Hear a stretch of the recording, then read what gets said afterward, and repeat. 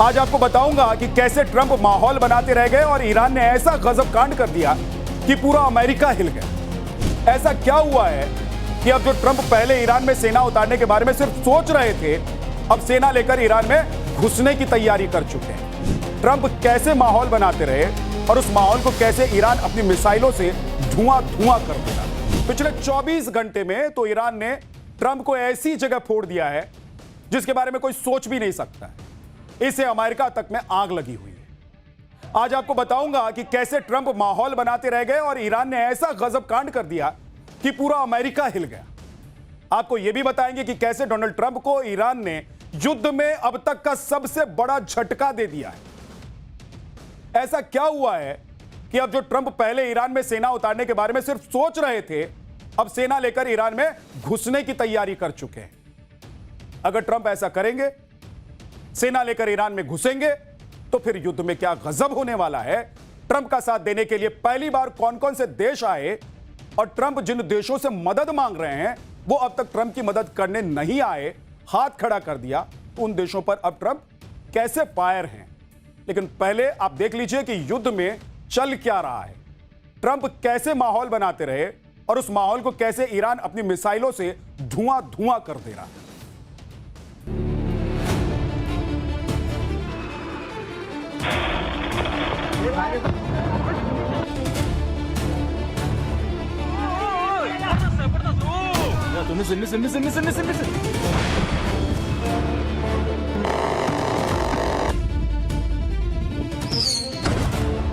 Military equipment, the power of some of this weaponry is unthinkable. You don't even want to know about it. Oh, you could end this thing in 2 seconds if you wanted to. The Navy's gone, their Air Force is gone, their anti-aircraft equipment is gone. We're flying wherever we want.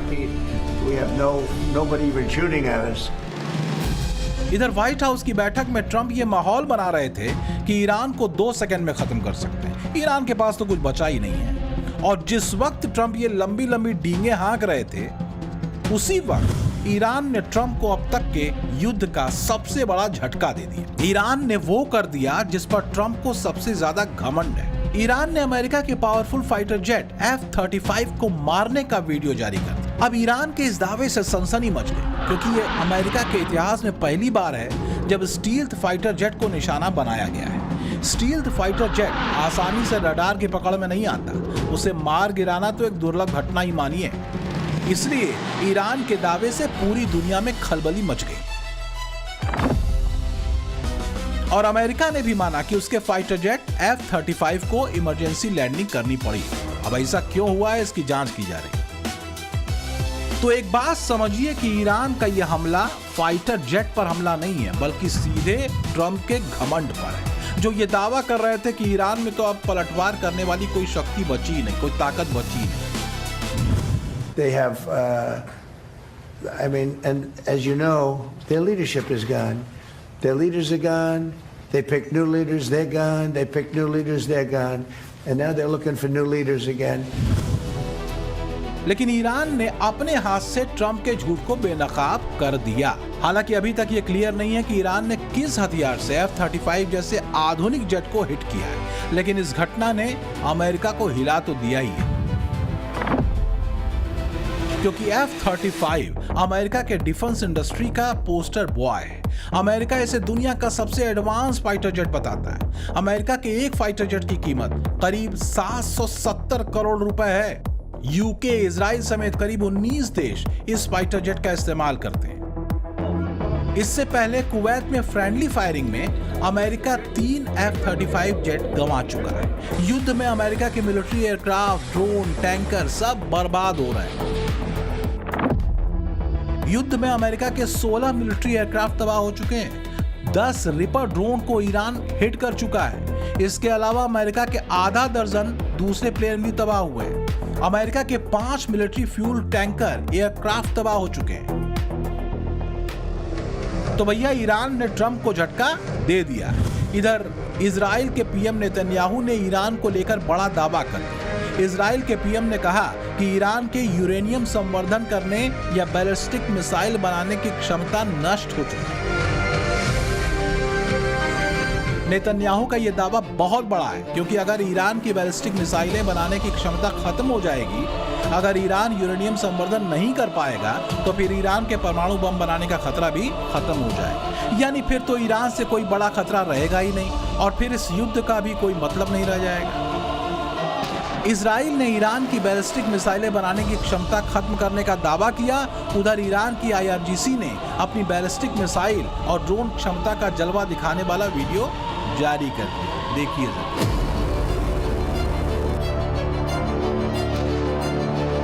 Iran ने Israel की सबसे अहम Haifa refinery पर ballistic missile से ही हमला कर दिया। Israel ने ईरान की सबसे बड़ी गैस फील्ड पर हमला किया। ईरान से युद्ध में आज डोनाल्ड ट्रंप को एक और बड़ा झटका लग गया। इधर ट्रंप ये दावा कर रहे थे कि ईरान की तो सारी लीडरशिप खत्म हो गई, ईरान में अब कोई लीडर बचा ही नहीं। उधर आज ही ईरान के नए सुप्रीम लीडर मुस्तफा खामेनेई का ये वीडियो आ गया। ये वीडियो ऐसे समय में आया है जब खामेनेई की सेहत और सार्वजनिक मौजूदगी को लेकर तमाम तरह की अटकलें लगाई जा रही थी। ये वीडियो कब का है और कहां का है, इसकी पुष्टि नहीं हो पाई। ये वीडियो ईरान के सरकारी television Islamic Republic of Iran broadcasting ने जारी किया। इसमें मुस्तफा कथित तौर पर कुछ लोगों को धार्मिक शिक्षा देते हुए नजर आ रहे हैं। तो वहीं ईरान की तरफ से यह भी दावा किया गया है कि ये वीडियो पहली बार पब्लिश हो रहा है, लेकिन ये वीडियो पुराना भी हो सकता है। ये वीडियो सही है नहीं है, हम इसकी पुष्टि नहीं कर सकते, लेकिन इस वीडियो को जारी करके ईरान ने ये मैसेज तो दे ही दिया है कि ईरान में लीडरशिप क्राइसिस नहीं है। मुस्तफा खामेनेई ने इजराइल और अमेरिका से बदले की बात कही। मुस्तफा खामेनेई ने अली लारिजानी की मौत का बदला लेने की चेतावनी भी दी है। मुस्तफा खामेनेई ने बयान जारी करके यह भी कहा है कि गुनहगारों को बहुत जल्द इसकी भारी कीमत चुकानी होगी। मुस्तफा खामेनेई की नई धमकी से दुनिया फिर टेंशन में आ जाएगी, ये तो तय है, क्योंकि ये धमकी ऐसे वक्त में आई है जब ईरान लगातार अपने पड़ोसी देशों की ऑयल और गैस फील्ड्स पर हमले कर रहा है। लगातार दूसरे दिन भी ईरान ने कुवैत की मीना अल अहमदी तेल रिफाइनरी को फिर से निशाना बनाया।